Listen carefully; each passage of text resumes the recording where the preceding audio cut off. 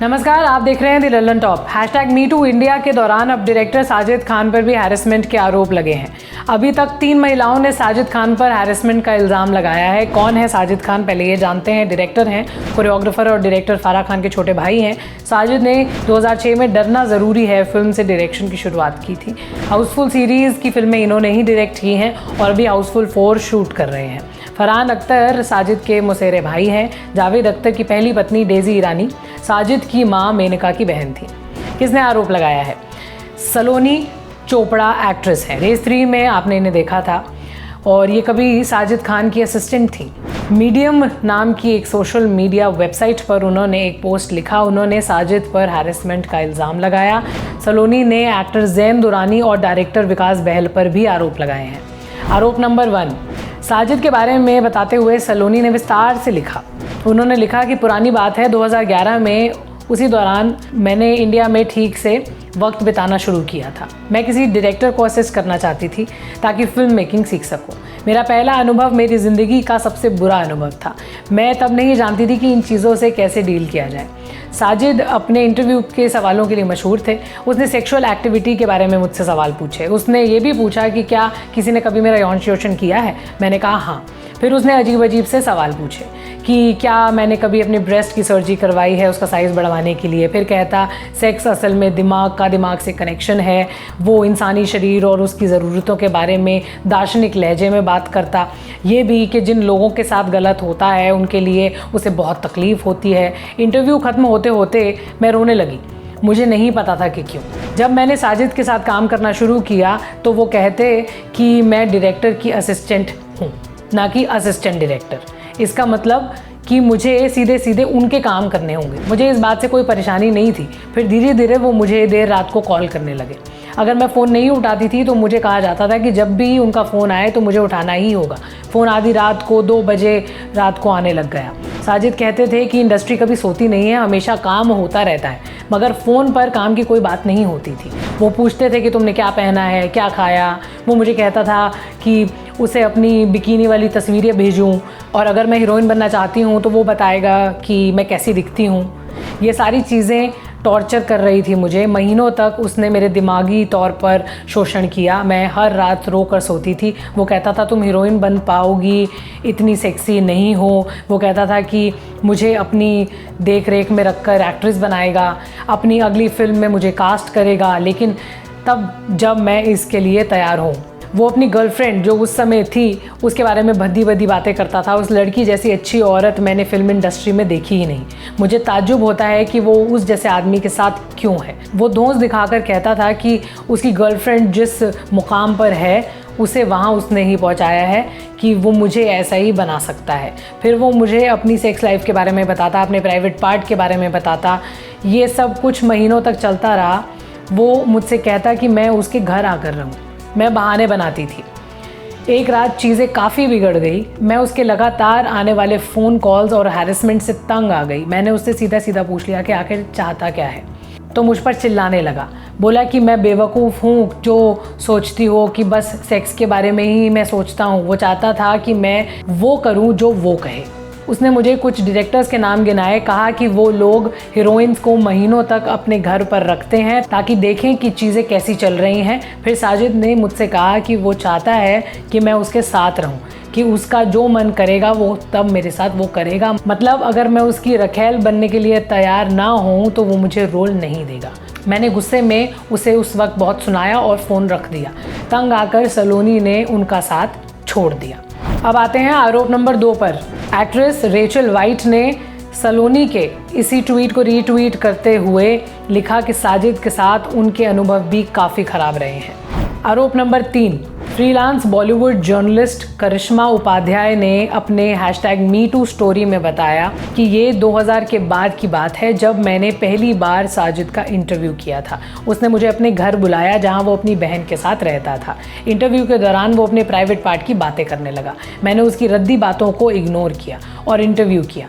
बाद में वो कमरे से बाहर अपने कलेक्शन में से कुछ DVD लाने गया। जब लौटा तो उसका प्राइवेट पार्ट बाहर आ रहा था तो मैं वहाँ से तुरंत जाने के लिए उठी। उसने उसने मेरा रास्ता रोका और मेरे साथ ज़बरदस्ती की। मैंने उसे धक्का दिया और वहाँ से भाग गई। वापस जाते हुए विले पार्ले से विटी तक मैं बरसात में भीगती और रोती रही। मैं अपने दफ्तर लौटी और इंटरव्यू लिखा क्योंकि वो मेरा काम था। अब साजिद खान का क्या जवाब है ये भी जान लीजिए। साजिद खान ने ट्वीट करते हुए कहा कि मुझ पर जो आरोप लगाए गए हैं वो मेरे परिवार, मेरी फिल्म हाउसफुल 4 के स्टार्स और मेरे प्रोड्यूसर्स पर जो दबाव बनाया जा रहा है, ऐसे में मॉरल रिस्पॉन्सिबिलिटी लेते हुए मैं डायरेक्टर के पद से हट रहा हूं। जब तक कि इन आरोपों को गलत साबित ना कर दिया जाए और सच सामने ना आ जाए, मैं मीडिया और अपने फ्रेंड से ये रिक्वेस्ट करता हूं कि सच सामने आने तक कोई जजमेंट ना पास करें। एक एक्ट्रेस ने तो ये भी कहा कि साजिद की हरकतों के बारे में सबको पता था। ये एक्ट्रेस हैं आयशा और काई पोचे जैसी फिल्मों में दिखने वाली अमृता पुरी। उन्होंने कहा कि ये सबको पता था कि साजिद एक घिनौना आदमी है। मुझे भी लोगों ने वार्निंग दी थी कि उससे दूर रहना। अमृता ने कहा कि मैं ये मानने से इनकार करती हूँ कि इस इंडस्ट्री के लोगों और उसके परिवार के लिए ये सारी बात सरप्राइज़ के तौर पर आई है। साजिद के परिवार और दोस्तों ने क्या कहा है ये भी जान लीजिए। मुंबई में 12 अक्टूबर को साजिद खान के डायरेक्शन में हाउसफुल 4 की शूटिंग होनी थी, लेकिन शूट कैंसिल कर दिया गया। इस फिल्म में एक रोल नाना पाटेकर का भी बताया जाता है। चूँकि उन पर भी ऐसे आरोप लगे हैं, इसलिए अब ये फिल्म बीच में ही है। बावजूद इसके कि इसकी 70% शूटिंग पूरी हो चुकी है। दूसरी बात यह कि ट्विंकल खन्ना ने भी इस बारे में ट्वीट किया और कहा कि ये सब अब और नहीं चल सकता। उन्होंने हाउसफुल 4 की टीम से कहा कि उन्हें मिलकर इस मामले में कोई कठोर स्टेप लेना चाहिए।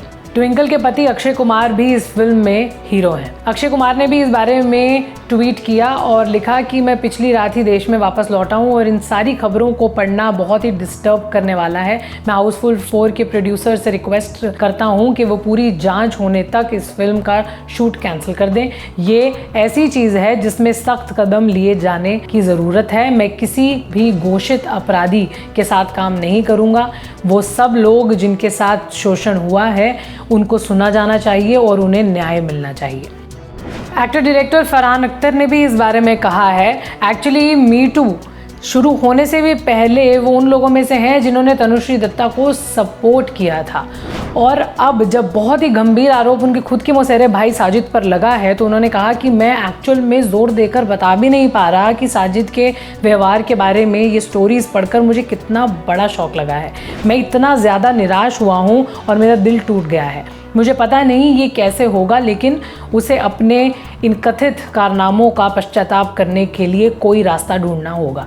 उन्होंने बाद में ये भी ट्वीट किया कि इसमें कोई शक नहीं होना चाहिए कि निश्चित रूप से उन महिलाओं के साथ खड़ा हूँ जो सामने आकर बोली हैं। फिर साजिद खान की बहन और फिल्म मेकर फारा खान ने भी अपनी प्रतिक्रिया दी।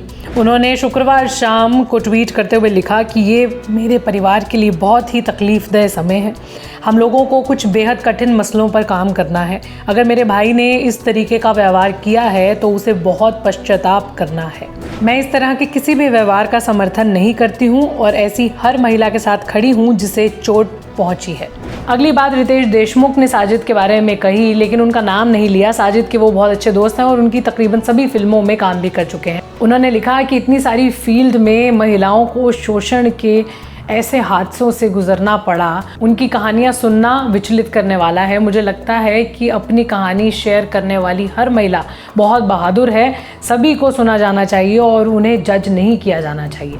मैं उन सभी के साथ खड़ा हूँ और जहाँ तक हाउसफुल 4 का सवाल है तो उसमें अक्षय कुमार का जो स्टैंड है मैं उसके साथ हूँ। अब आपको बिपाशा बासु की एक बात बताते हैं। साजिद खान से उनकी लड़ाई हो गई थी, वो नाराज़ हो गई थी और साजिद ने फिल्म में उनका रोल छोटा कर दिया। इसी वजह से बाद में काफ़ी विवाद हुआ था। अब साजिद पर जब #MeToo में आरोप लगे हैं तो उसके बाद उन्होंने इस मामले में तनुश्री दत्ता के साथ साथ उन सभी महिलाओं को ट्वीट के ज़रिए कॉन्ग्रेचुलेट किया जिन्होंने अपनी कहानियां लोगों के बीच रखी। जब किसी ने उनसे कहा कि साजिद ने 2014 में तुम्हारे साथ जो किया था तुम्हें उसके बारे में कुछ बोलना चाहिए, उन्होंने कहा कि उसने मेरे साथ ऐसा कुछ करने की कोशिश नहीं की थी, वरना मैंने 2014 में ही बोल दिया होता।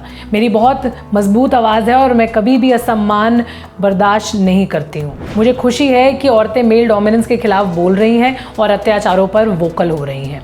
आखिरी बात यह है कि हाउसफुल 4 में उनके अंडर में काम कर रहे बॉबी देओल ने भी बाकी सभी की तरह औपचारिक ट्वीट किया है। उन्होंने भी वही सब बातें कही हैं, लेकिन साजिद का नाम नहीं लिया है।